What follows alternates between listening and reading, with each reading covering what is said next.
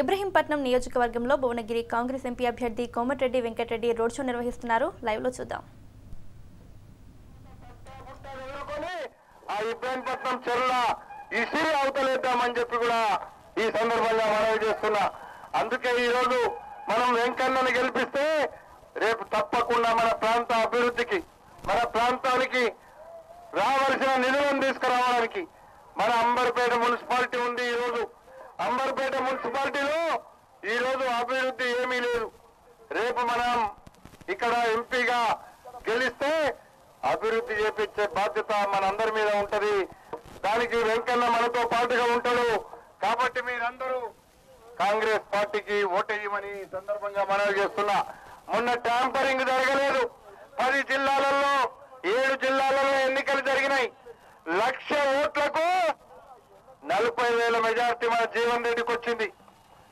ఎట్లా ఈవీఎంలు లేవక్కడ, ఆడ ఓన్లీ బ్యాలెట్ పేపర్ మీద ఎన్నికలు జరిగినాయి.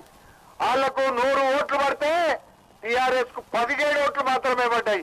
మరి సిగ్గు శరం లేకుండా ఈ రోజు ప్రభుత్వంలో మేము ఉన్నామంటున్నారు. వాళ్ళు ఓట్లు వేపించుకున్నవి కాదు, డబ్బాలలో కొట్టుకొని ముద్రించుకున్న ఓట్లు తప్ప మనం వేసిన ఓట్లు న్యాయపరమైన ఓట్లు కావు.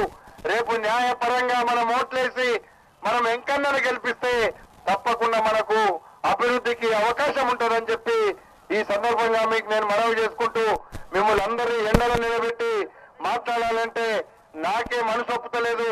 ఈ సందర్భంగా మీ అందరూ చేతి గుర్తుకు ఓటేయమని పెద్ద ఎత్తున చేతి గుర్తుకే మొత్తం అంబర్పేట అంతా రావాలా.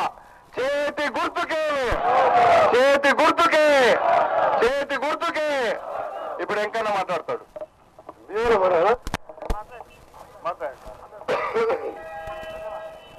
రంగనాథంలో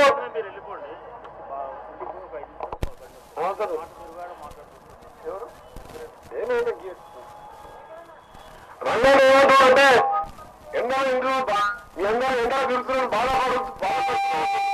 నేను తిరుగుతున్నా కదా, నా కోసం కాదు. మీరైనా మీరైనా ఇంకా 10 రోజులు ఎందరో తిరిగారు. తిన్ని తిప్పలు లేకుండా ఈ దుర్మార్గ ప్రభుత్వానికి ప్రశ్నించే గుండెలు మాలాంటి వారు గొంతులు రావాలంటే మీరు గెలిపించాలి. ఎందుకు పోటీ చేస్తున్నాం కదా, తెలంగాణ కోసం రాజీనామా చేసిన పిల్లలు చచ్చిపోతున్నారు చూడలేక రాజీనామా 3 ఏళ్ల పదవి కాలం ఉండే ఇంకా అభివృద్ధి చేసుకునేవారు మన ప్రాంతాన్ని. కానీ నా పదవి ముఖ్యం కాదు, నా తెలంగాణ పిల్లలు ముఖ్యం. నా తమ్ముళ్ళు నా కొడుకులు పిల్లలు చచ్చిపోతుంటే బాధ అనిపించింది.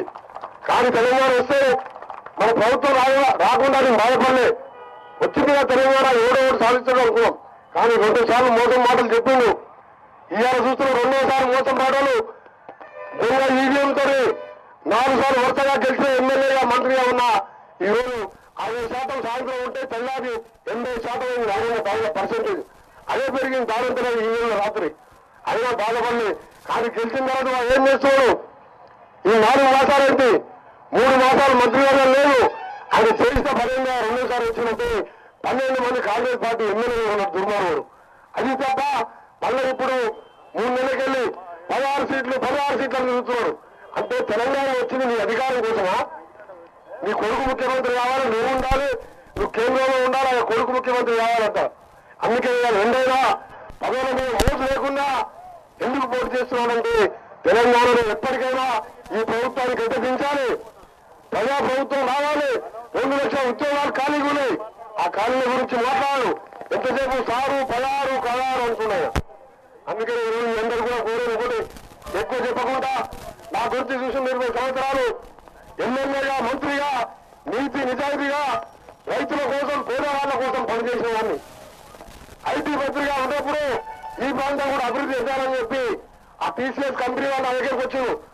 మంత్రిగా 5 ఎకరాల భూమి ఖర్చుపల్లి పెట్టుకుని అప్లికేషన్ నేను వాళ్ళని పిలిపించిన వైస్ ప్రెసిడెంట్ రాజన్న అంటారని.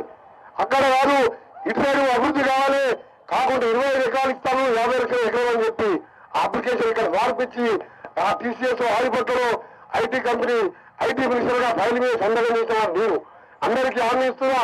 ఈ ప్రాంతంలో రేపు కేంద్రంలో మన ప్రభుత్వం వచ్చిన తర్వాత 2-3 ఎస్టీజీలు తీసుకొచ్చి రామోజీ ఫిలిం ఇటు సైడ్ కానీ ఆడిపట్లకి ముందు కానీ ఇటు సైడ్ కానీ కొన్ని ఐటీ కంపెనీ రావాలి. ఎందుకంటే హైదరాబాద్ ఒక ఫోకాతో అక్కడే ఇలా విస్తరించిపోతుంది. ఈ ప్రాంతం వాళ్ళకు ఉద్యోగాలు కావాలంటే మన ప్రాంతంలో కంపెనీలు ఉంటే మన పిల్లలకు ఉద్యోగాలు వస్తాయి. అందుకని సోదరుల రైతుల కోసం పేదవాళ్ల కోసం తప్పకుండా రాబోయే ప్రభుత్వంలో మీ అందరికీ అండగా ఉంటానని మా సోదరుడు రాజగోపాల్ రెడ్డి గారు ఎంపీగా పనిచేశారు. ఇక్కడ దాంతో పాటు ఒకసారి ఓడిపోయారు. ఇప్పుడు మునుగోడు ఎమ్మెల్యేగా ఉన్నారు. మీ అందరికీ ఒకటే హామీస్తున్నాం.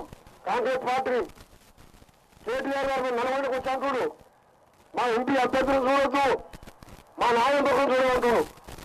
మీరు అట్లా చెప్పారు. తెలంగాణ ఇక్కడ కాంగ్రెస్ పార్టీని చూడండి, తెలంగాణ కోసం కొట్లాడిన కోమటిరెడ్డి వెంకటరెడ్డి చూడండి, మా ఎమ్మెల్యేలు మా అన్న రంగారెడ్డి చూడండి, మా నాయకులు భీమరెడ్డి గారిని చూడండి, మా తమ్ముడు శేఖర్ గారు, మా నాయకులు అందరూ ఉన్నారు ఇక్కడ. అందరినీ చూడండి, పనిచేసే నాయకులు.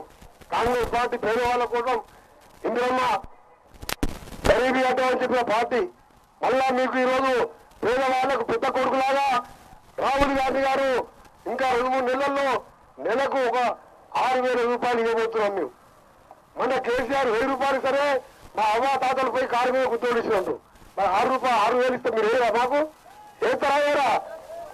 మరి తెలంగాణ ఇస్తుంది 6,000 ఇస్తుంటుంది. రైతులకు మన్మోహన్ సింగ్ గారు 70,000 కోట్ల రుణమాఫీ చేసిండు.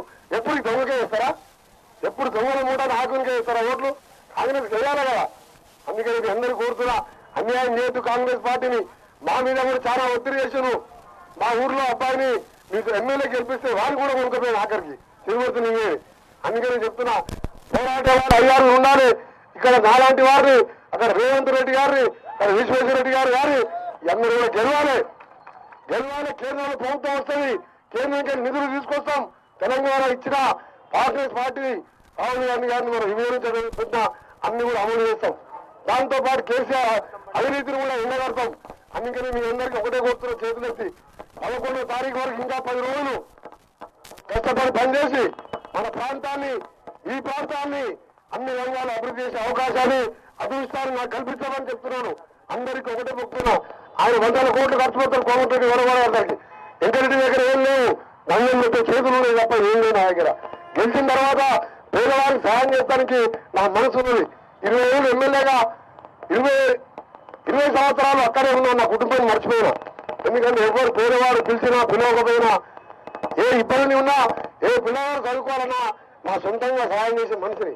అందుకని మీ అందరినీ కోరుతున్నాను, ఈ రోజు గెలిపియండి.